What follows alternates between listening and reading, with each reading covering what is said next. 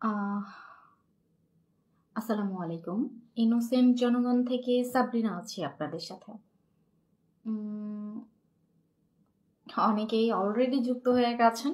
আমি আজকে লাইভে চলে আসছি কোনো টাইম না শেয়ার করে আপনাদের সাথে। সো থ্যাংক ইউ যারা যুক্ত হয়ে গেছেন আমার সাথে। একটু কাইন্ডলি যদি আমাকে কমেন্ট করে জানান আমাকে শুনতে পাচ্ছেন কিনা বা আমাকে ঠিকঠাক দেখা যাচ্ছে কিনা। আমি অবশ্য রুমের লাইটটা অফ করে দিয়েছি, আলোটা হচ্ছে আমার চোখে পড়ছিল তাই। সো যদি একটু কমেন্ট করে আমাকে একটু জানান। আমি দেখতে পাচ্ছি অলরেডি অনেকেই আমার সাথে জয়েন হয়ে গেছেন। দক্ষিণ কোরিয়া থেকে সুমন ভাইয়া আছেন। আচ্ছা, থ্যাংক ইউ ভাইয়া, thank you so so so much যে আপনি আমার সাথে লাইভে যুক্ত হয়েছেন। সৌমিত্র রয় ভাইয়া বলছেন আসসালামু আলাইকুম। আচ্ছা ভাইয়া কেমন আছেন? আমি ভালো আছি। আপু কেমন আছেন?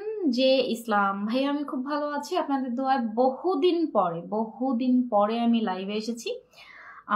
একদম ফুল রোজার মাস তো আসিনি, রোজার আগেও আসিনি, এবং আফটার ঈদ আমি অনেক দিন পরে লাইভে এসেছি। এমডি হালিম ভাইয়া আসসালামু আলাইকুম। ওয়ালাইকুম আসসালাম ভাইয়া, কেমন আছেন? সবাই কেমন আছেন আমাকে কমেন্ট করে জানাবেন। ভাইয়া আমি ইন্ডিয়া থেকে। আচ্ছা, সৌমিত্র রয় ভাইয়া, ওকে ভাইয়া, থ্যাংক ইউ সো মাচ যে সুদূর ইন্ডিয়া থেকে আমার সাথে যুক্ত আছেন। অবশ্য আপনি ইন্ডিয়া থেকে যুক্ত আছেন এটা বললে আবার আমার হেটার্সরা আমাকে অনেক অনেক কমেন্ট করবে। সো যাই হোক, বলেন আমাকে শুনতে পাচ্ছেন কিনা। আচ্ছা, মাহফুজ ভাইয়া আছেন মতলব থেকে। ওকে ভাইয়া, থ্যাংক ইউ ভাইয়া। মহসিন ভাইয়া নিয়মিত আমার ভিডিও দেখেন। ওকে, থ্যাংক ইউ সো মাচ ভাইয়া। তাইফুল তাইজুল আছি। আচ্ছা আছি তো। ওকে, থ্যাংক ইউ। আমি বান্দরবান থেকে সালাউদ্দিন কাদের ভাইয়া। ওকে ভাইয়া, থ্যাংক ইউ সো মাচ যে আপনি একদম পার্বত্য একটা অঞ্চল থেকে আমার সাথে অ্যাড আছেন। বান্দরবান আমার মোস্ট অফ ফেভারিট জায়গা, মানে প্রচন্ড পছন্দের একটা জায়গা। আমি বহুবার গিয়েছি, বহুবার হ্যাঁ অনেকবার গিয়েছি। খুবই পছন্দের জায়গা। আপনার সব ভিডিও আমি দেখি আর আপনাকে সাপোর্ট করি। Thank you so much. আমি জানি যে আপনারা আমাকে সাপোর্ট করেন। আপনারা আমাকে সাপোর্ট করেন দেখেই তো আমি এখনো টিকে আছি। হারুনুর রশিদ ভাইয়া বলছেন প্রিয় বোন কেমন আছেন? ভাইয়া আমি খুব ভালো আছি, আপনারা কেমন আছেন? বহুদিন পরে লাইভে এসেছি। কে কেমন আছেন, কার ঈদ কিরকম কাটিয়েছেন আমাকে কমেন্ট করে জানাবেন। আমি আলহামদুলিল্লাহ ভালো আছি আপনাদের দোয়ায়। এখন পর্যন্ত শারীরিকভাবে সুস্থ আছি, মানসিকভাবে সুস্থ আছি মোটামুটি আলহামদুলিল্লাহ। আর আমার ঈদ ভালো কেটেছে।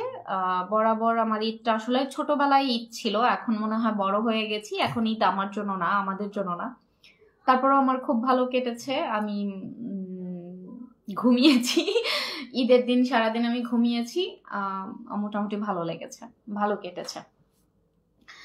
যাই হোক, আপনার সাহস আছে বটে, আপনি দলের জন্য একজন সাহসী কন্যা, ধন্যবাদ আপনাকে। আচ্ছা, এমডি ফারুক ভাইয়া আমার সাহস হচ্ছেন আপনারা। আমি কতটা সাহসী আমি জানি না, তবে আমি আপনাদের কাছ থেকে সাহস পাই। আপনারা যেভাবে কমেন্ট করে, যেভাবে আমার ভিডিওগুলো শেয়ার করে আমাকে উৎসাহ করেন, অনেক অনেক অনেক সুন্দর সুন্দর কমেন্ট করেন, আমার প্রচন্ড ভালো লাগে, প্রচন্ড লেভেলের ভালো লাগে। সো ওটাই আমার সাহস, আমি ওখান থেকেই সাহস পাই। তাছাড়া আমি আসলে ততটাও সাহসী না যতটা আপনারা আমাকে ভাবেন। যাই হোক,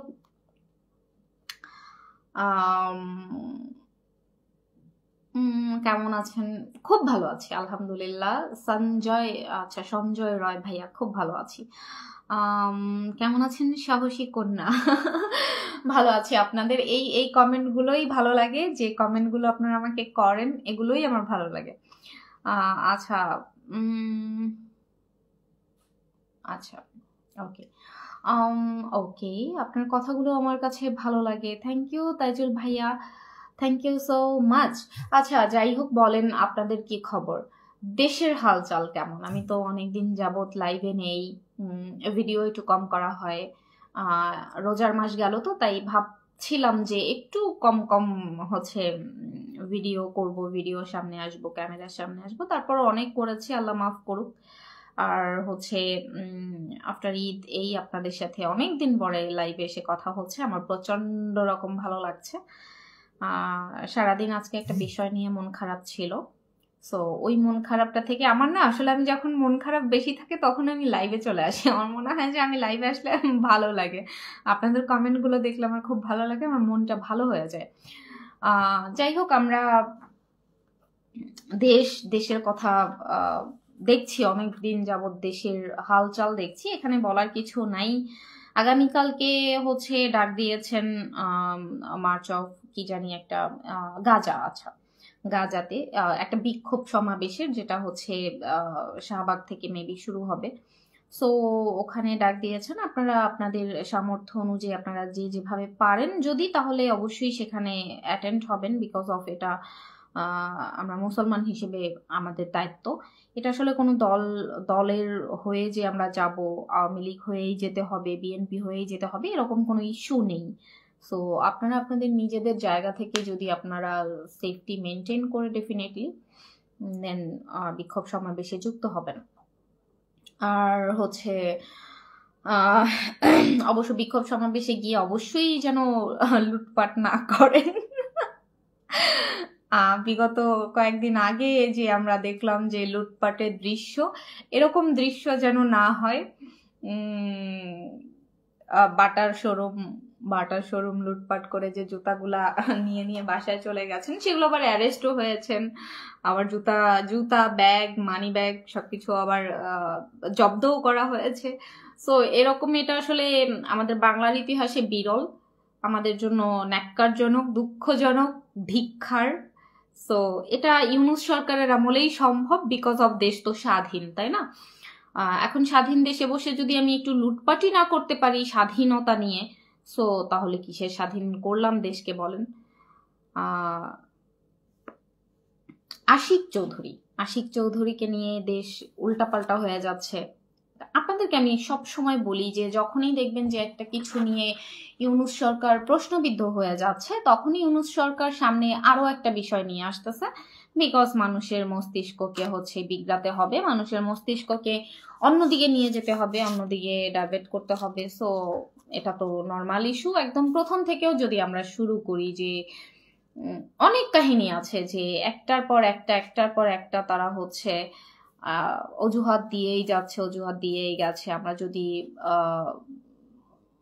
কুমিল্লার বন্যার কথা বলি, যে বন্যাতে ত্রাণের টাকা উঠেছিল প্রায় 11 কোটি টাকা, সেই টাকাগুলো হাসনাতের অ্যাকাউন্টে রাখা হয়েছে, আরো কার অ্যাকাউন্টে, পার্সোনাল অ্যাকাউন্টে জমা রাখা হয়েছে। যখন দেশবাসী সেটা নিয়ে প্রশ্ন করেছে, মানে আমি যখন প্রশ্ন করেছি, দেশের মধ্যে তো আমিও আছি, তাই না? প্রশ্ন তো আমিও করেছি। আমিও যখন প্রশ্ন করেছি সেই টাকাগুলো গেল কোথায়, তখনই হাসনাত একদম এত বড় একটা ফর্দ নিয়ে এসে তা লিখিত একদম কে কতটুকু স্বর্ণ দিয়েছে এরকম হিসেবও আমাদের কাছে দিয়েছে। মানে স্বর্ণ দিয়েছে, গহনা দিয়েছে, অনেক কিছু দিয়েছে, সেখান থেকে তাদের এই টাকাগুলো আসছে এবং সেই টাকাগুলো অমুক ব্যাংকে আছে। এরপরে এই কথাটাকে ঘোরানোর জন্য কয়েকদিন পরেই হাসনাত সাহেব বিয়ে করে ফেললেন, বাংলাদেশ পুরো তোলপাড় হয়ে গেল হাসনাতের বিয়ে নিয়ে, আমাদের মাথা থেকে একদম বন্যার টাকা পয়সার কথা উধাও হয়ে গেল। তারপরে যদি আমি আপনাদেরকে বলি যে গাজীপুরে যে হামলা হলো, সাভারে হামলা হলো, একদম ঘোষণা দিয়ে আওয়ামী লীগ নেতা কর্মীদের বাড়ি লুটপাট করার ঘোষণা তারা দিল, তারা ডাক দিল, জনগণকে ডাক দিল লুটপাট করার। সাভারে গিয়ে তারা দৌড়ানিও খেলো। এরপরে তারা আসলো কোথায়? গাজীপুরে, আকামা মোজাম্মেল হকের বাড়িতে। সেখানে এসে লুটপাট করতে গিয়ে ধরা খেয়ে তারা সাজালো কি, যে লুটপাট করতে এসেছে, ডাকাত দল এসেছে, তাদেরকে বৈষম্য বিরোধী ছাত্র আন্দোলনের ছাত্ররা হচ্ছে বাধা দিতে এসেছে, এবং সেই বাধা দিতে এসে তারা আহত হয়েছেন। এর পরের দিন সেখানে সার্জিস আলম আসলেন, আমাদের বড় ভাই হাম্বা আসলেন, এসে তারা বিক্ষোভ করলেন, সমাবেশ করলেন। সেই সমাবেশের মধ্যে আবার তারাই নিজেদেরকে গুলি করলেন, সেই গুলিতে একজন আর হাতে পড়লো, সেই হাতে পড়ে তারা নানা স্থানে অবস্থা করে ফেললো। অ্যান্ড তারপরে ডেভিল হান্ট একটা জারি করলেন, যেখানে ডেভিল বলতে তারা আওয়ামী লীগকে বোঝানো হয়েছে, মানে আওয়ামী লীগকে নিধন করাই বোঝানো হয়েছে। সো সেটা করেও তারা সেই যে গুলি আসলে কারা করলো, এত প্রোটেক্টের মধ্যে দিয়ে, আপনারা জাস্ট চিন্তা করেন যে এত কিছু প্রোটেক্টের মধ্যে দিয়ে সেনাবাহিনী যেখানে মোতায়েন আছে, হাজার হাজার বৈষম্য বিরোধী ছাত্র আন্দোলনের ছাত্ররা আছে, সেখানে তারা হচ্ছে আওয়ামী লীগের পোলাপান নাকি গুলি করে নিয়ে বাইকে করে পালাইছে, সেই আসামি তারা আজ পর্যন্ত ধরতেই পারে নাই। এত প্রোটোকলের মধ্য দিয়েও গুলি করে পালায়, সেটাও আবার আওয়ামী লীগের কর্মীরা, যেখানে আওয়ামী লীগ বাংলাদেশে নাই, তাদের ভাষ্য মতে আওয়ামী লীগ নাই। সো দোষের বেলায় আওয়ামী লীগ আছে, গুণের বেলায় নাই।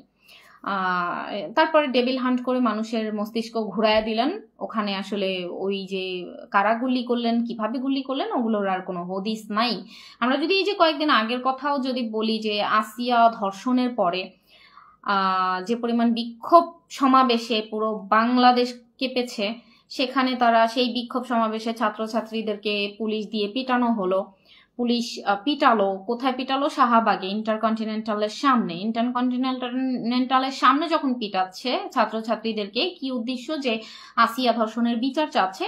তখন তারা এনসিপি পার্টি, হ্যাঁ এনসিপি তো না, না হ্যাঁ কি জানি নাম আছে, জাতীয় নাগরিক পার্টি, তারা হচ্ছে কি করছেন, ইফতার পার্টির আয়োজন করছেন হোটেল ইন্টারকন্টিনেন্টালে, যেখানে তারা 1 কোটি টাকার বেশি খরচ করেছেন সেই ইফতার পার্টি করতে। আমি আদৌ জানি না যে তারা সেই টাকা কোথায় পেয়েছে। আমাদের প্রধানমন্ত্রী নাহিদ সাহেব অবশ্য বলেছেন, যিনি টাকা দিয়েছেন, যারা টাকা দিয়েছেন তারা নাম প্রকাশে অনিচ্ছুক।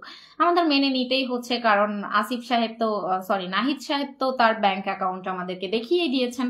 তার ব্যাংক অ্যাকাউন্টই ছিল না, উপদেষ্টা হওয়ার পরে তার একটা ব্যাংক অ্যাকাউন্ট করতে হয়েছে। সেখানে তিনি উপদেষ্টা পদ থেকে অব্যাহতি নেওয়ার পরে তার অ্যাকাউন্টে মাত্র 10,000 টাকা ছিল। সো সে এত টাকা কোথায় পাবে, তাই না?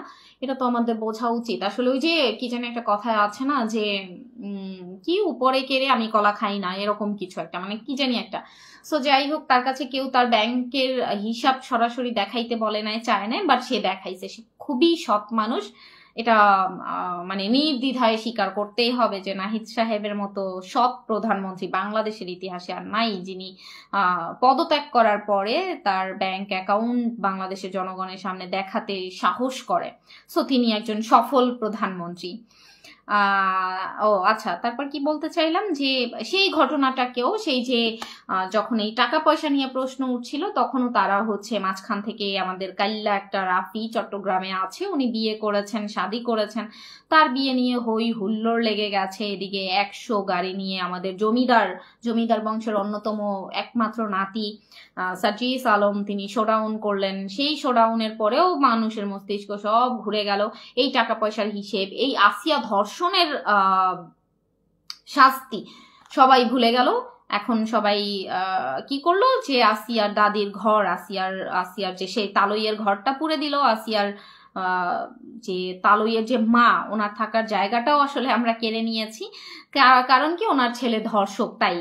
বাট ওনার ছেলের বিচার এখন পর্যন্ত হয়নি। আমি গতকালকের একটা নিউজে দেখলাম যে ডিএনএ টেস্টের মাধ্যমে ধরা পড়েছে যে আসিয়াকে ধর্ষণের জন্য হচ্ছে তার তালইয়ের সাথে ম্যাচ হয়েছে ডিএনএ, কি জানি একটা টেস্ট দেখলাম আমি। সো ওখানে হচ্ছে দেখলাম যে তালইয়ের সাথে মিল হয়েছে, বাট ওই যে 2 ভাই, আসিয়ার দুলা ভাই এবং তার বড় ভাই, তাদের সাথে এখন পর্যন্ত কোনো কিছু জানা যায়নি। এটা বলেছেন যে জানাবেন। সো যাই হোক, আসিয়া ধর্ষণের বিচার আমরা ভুলে গেলাম, সবকিছুই আমরা, টাকা পয়সার হিসাবও আমরা ভুলে গেলাম। এখন আমরা মেতেছি হচ্ছে 100 গাড়ির শোডাউন নিয়ে। সেই শোডাউনটাকে আবার বন্ধ করার জন্য পরবর্তীতে দেখলাম যে তারা ভ্যানে করেও শোডাউন দিচ্ছে। যাই হোক, ব্যাপার না। এখন হচ্ছে এই যে জুতা চুরির যে কাহিনী হয়েছে, এই জুতা চুরির কাহিনীটা নিয়ে যখন আমরা প্রশ্ন করা শুরু করলাম যে এটা কি, মানে এটা কি, হ্যাঁ, সো এটা কোন ধরনের দেশ, কেমন দেশ, যে আমরা একটা দেশের পণ্য বয়কট করার নাম করে আন্তর্জাতিক একটা ব্র্যান্ড যে বাটা, তার শোরুম লুটপাট করলাম, কেএফসি ভাঙচুর করলাম, সেখানে পেপসি তো খেলামই। যাই হোক, সেটা ব্যাপার না। এখন সেই প্রশ্নগুলোকে যখন আমাদের মাথার মধ্যে এগুলো ঘুরপাক খাচ্ছে, এগুলোকে ধামাচাপা দেওয়ার জন্যই সিঙ্গাপুর থেকে নিয়ে আসা হয়েছে কাকে, আশিক চৌধুরীকে, যার বাড়ি হচ্ছেন চাঁদপুরে। তাকে হচ্ছে সিঙ্গাপুর থেকে আনা হয়েছেন। তিনি ইংরেজিতে খুব ভালো মানে প্রেজেন্টেশন করেছেন। আমি রুমিন ফারহানার একটা টক শো দেখলাম, ওই যে রাজনীতির জনগণ নাকি জনগণের না রাজনীতি, যমুনা টেলিভিশনের নিকনের, ওই ওখানে রুমিন ফারহানা কিছু কথা বলেছেন, আমার খুবই চমৎকার লেগেছে। তিনি আমার প্রশ্ন করেছেন, জাতিকে প্রশ্ন করেছেন, আমি শোনাচ্ছি আপনাদেরকে কি বলছেন তিনি। মানে আশিক যে ইংরেজিতে যে প্রেজেন্টেশন করেছে সেটা তো মানে সুনাম বয়ে যাচ্ছে, পুরো বাংলাদেশের সুনাম বয়ে যাচ্ছে। সো মূলত হচ্ছে তার এই বক্তব্যটা প্রশংসায় তো ভাসছেনই। এটা নিয়ে যখন রুমিন ফারহানা কথা বলছেন তখন তিনি বলেছেন যে তার এই পুরো প্রেজেন্টেশনে কর ব্যবস্থাপনার জটিলতা, অবকাঠামোগত দুর্বলতা, ঋণ পেতে সমস্যা, আমলাতান্ত্রিক জটিলতা, জমির প্রাপ্ততা, গ্যাস বিদ্যুতের সংকট, ঠিকমতো রিটার্ন তুলতে না পারা, রাজনৈতিক অস্থিরতা এবং দুর্নীতি, এই কোনো কথা কি আশিক সাহেব আলোচনা করেছেন? করেননি, তাই না? কেন করেননি? এই প্রশ্নটা আমি করছি আপনাদের কাছে, যে তিনি এত কিছু আলোচনা করলেন 2035 সাল পর্যন্ত বাংলাদেশে কি হবে, কিভাবে হবে, কতটুকু সাফল্য অর্জন করবে, ইভেন কতটুকু সাফল্য অর্জন এই বিগত 8 মাসে করা হয়েছে, সবকিছুই তিনি তুলে ধরলেন, সবকিছুই তিনি বললেন। বাট এই যে 11টা পয়েন্ট যে রুমিন ফারহানা জিজ্ঞেস করলেন, এই 11টার একটাও কি আলোচনা করা হয়েছে? আমার হেটার্স যারা আছেন, যারা আমাকে শুনবেন, অবশ্যই কমেন্ট করে আমাকে জানাবেন। আমি তো ইংরেজি এত ভালো পারি না, আমি যতটুকু শুনেছি, যতটুকু বুঝেছি আশিক চৌধুরীর বক্তব্যে, ততটুকুতে আমি এই 11টা পয়েন্টের একটা পয়েন্টও পাইনি। সো আই এগ্রি, রুমিন ফারহানার সাথে আমি একমত। সো আপনারা আমাকে একটু জানাবেন যে এই 11টার মধ্যে কোনোটা নিয়ে আশিক সাহেব আলোচনা করেছেন কিনা এবং কেন করেন নাই, সেটা আমাকে একটু জানাবেন। এই যে ইসরায়েল বিরোধী যে আন্দোলনটা আমরা করলাম, আমরা যে আন্দোলনের নামে যে লুটপাটটা করলাম, এর আড়ালে আসলে যখন আন্তর্জাতিক এই যে ইসরায়েল বিরোধী বিক্ষোভ মিছিলের আড়ালে যখন হচ্ছে আন্তর্জাতিক ব্র্যান্ড বাটা শোরুমটাকে লুটপাট করা হলো, ঠিক তখনই যুক্তরাষ্ট্র, জাপান, চীন, দক্ষিণ কোরিয়া সহ 40টা দেশের শীর্ষস্থানীয় 6 শতাধিক মানে 600-এরও বেশি দেশ বিদেশি বিনিয়োগকারী বাংলাদেশে ঠিক তখনই ইনভেস্টমেন্ট সামিট 2025-এ অংশ নিয়েছিলেন। সো আপনাদের কি মনে হয় যে এরা এই যে আমাদের লুটপাটের দৃশ্য দেখলো এই একই টাইমে, এরা কি এই অবৈধ সরকারের ডাকে কতটা সাড়া দিবে? তারা এই যে বিনিয়োগ নিয়ে যে কথোপকথন হচ্ছে, এটার রেজাল্ট কি আসবে? আমরা যে চোর জাতি সেটা তো তারা দেখে গেছে, লুটপাটের জাতি সেটা তো তারা দেখে গেছে, তাই না? আমরা না, ইউনূস সরকারের উত্তরসূরিরা, ইউনূস সরকারকে যারা খুবই পছন্দ করে, তারা হচ্ছে লুটপাট করেছে। এখন একদল এসে বলবে যে না, এটা দেশকে হচ্ছে এই করেছে সেই করেছে, আওয়ামী লীগ করেছে, মেনেই নিতে হবে আপনাদের কথা, ক্ষমতা তো আপনাদের। সো এখন আপনারা আমাকে বলবেন যে এই যে লুটপাট যে করলেন, এই যে 600-এরও অধিক বিনিয়োগকারী যখন মিটিং করছিলেন আমাদের দেশে ইনভেস্টমেন্ট সামিট 2025-এ, তারা আসলে রেজাল্ট কি দিবেন? ক্ষতিটা কাদের ক্ষতি করছেন? মানে আওয়ামী লীগের ক্ষতি করছেন, ইন্ডিয়ার ক্ষতি করছেন, নাকি আপনি আপনার ক্ষতি করছেন? কার ক্ষতি করছেন? ইসরায়েলের পণ্য বয়কট করছেন, বাট আমি যতটুকু জানি বাটা ইসরায়েলের পণ্য না। আপনারা যদি ইসরায়েলের পণ্য বয়কট করতে হয়, এভাবে যদি ভাঙচুরি করতে হয়, আপনাদের ভাঙচুর করে যদি আপনারা আবার বলেন যে আপনারা বয়কট করছেন, তাহলে তো বাংলাদেশের আমার মতে কোনো দোকানপাটি থাকারই কথা না। বিশেষ করে যদি আপনি সুপার শপগুলো দেখেন, স্বপ্ন বলেন, আগোরা বলেন, মিনা বাজার বলেন, কোনোটাই থাকার কথা না। কারণ ওখানকার প্রায় 60% প্রোডাক্ট ইসরায়েলের হবে, 60%। হ্যাঁ, তাহলে এগুলো কেন রাখছেন? এগুলোও ভেঙে ফেলেন।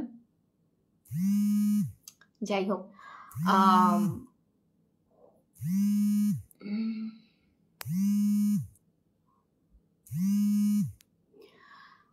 হ্যাঁ, কমেন্ট পড়ি। সুদখোর ইউনুস দেশটাকে শেষ করে দিল। ফারুক হোসেন ভাইয়া, ভাইয়া এক কথা আর কত বলবো বলেন, বলতে বলতে ক্লান্ত হয়ে যাচ্ছি। তো ইউনুস সাহেব প্রচন্ড মেধাবী একজন মানুষ, প্রচন্ড জ্ঞানী একজন মানুষ, উনি খুব ভালো করে দেশ চালাচ্ছেন। এবং আমাদের কি সার্জিস সাহেবের যে মনের বাসনা, তাকে 5 বছরের জন্য, তারা আজীবন থেকে যাবে এই বাসনা, 5 বছরের জন্য সরকার পাওয়ার জন্য ইউনুস সাহেবকে। এটা একটা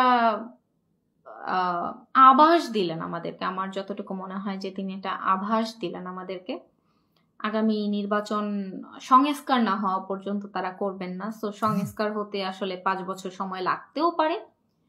যদি লাগে তাহলে তো আমাদের ভাগ্য ভালো, তাই না? ডেফিনেটলি আমাদের ভাগ্য ভালো যে আমরা ইউনুস সাহেবকে 5 বছরের জন্য ক্ষমতায় পেয়ে যাব। দেশ সংস্কার হবে, অনেক কিছু হবে। যাই হোক,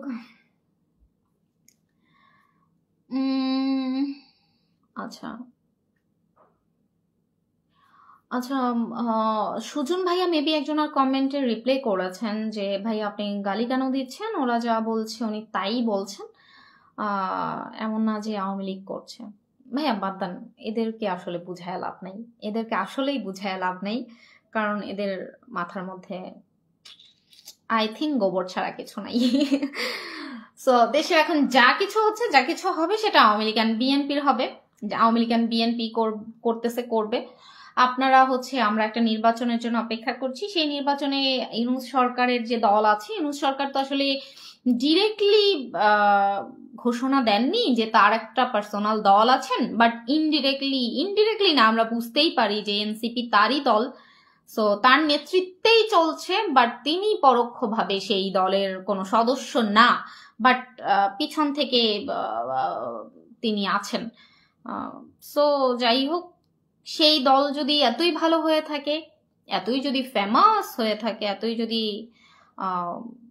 সাপোর্টার সেই দলের থাকে, ডেফিনেটলি নির্বাচনে যদি সুষ্ঠু নির্বাচন হয় তাহলে আসবে, তাই না? এখানে তো আমাকে গালাগালি করার কিছু নাই। আমি আপনাদেরকে গালি দিচ্ছি না, আমি আপনাদেরকে খারাপ কিছুও বলছি না। ইউনূস দেশ ধ্বংস করে ফেলছে, তাতেও আমি কিছু বলছি না, বিকজ অফ আমি জানি সবজির দাম কম, ইউনূস করেছে, এতটুকু তো বলতেই হয় না। দেশ গোল্লায় যাক, সবজির দাম তো কম আছে, আমরা তো খাচ্ছি, খেতে পারছি।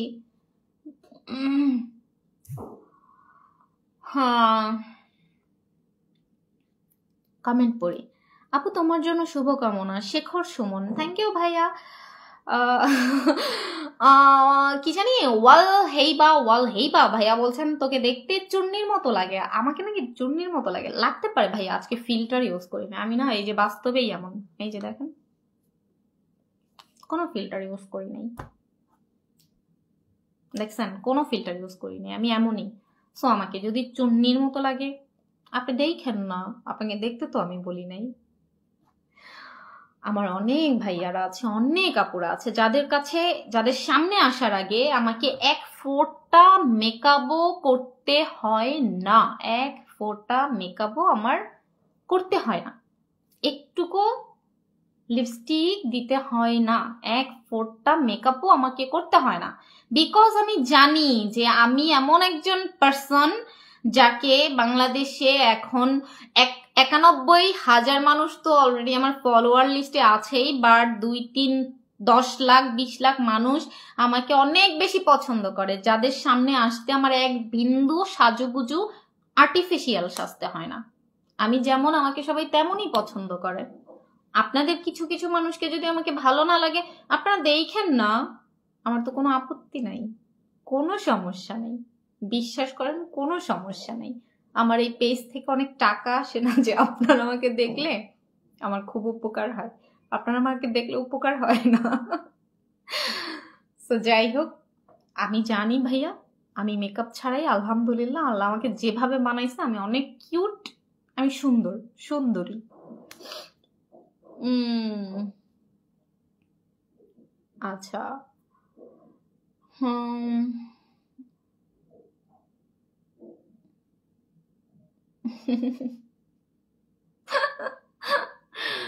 আচ্ছা, যাই হোক, অনেকক্ষণ যাবত আমি কথা বলছি, অনেকদিন লাইভে আসিনি, আমারও ভালো লাগছিল না, তাই ভাবলাম যে এমনিতেই একটু লাইভে আসি, দল নিয়ে এত বেশি কথা তো আমি বলি নাই আজকে। সো যাই হোক, আমার নেত্রী যেটা বলেছেন তিনি আসবেন, মানে তিনি আসবেন। সো আপনারা দোয়া করেন নেত্রী বেঁচে থাকুক।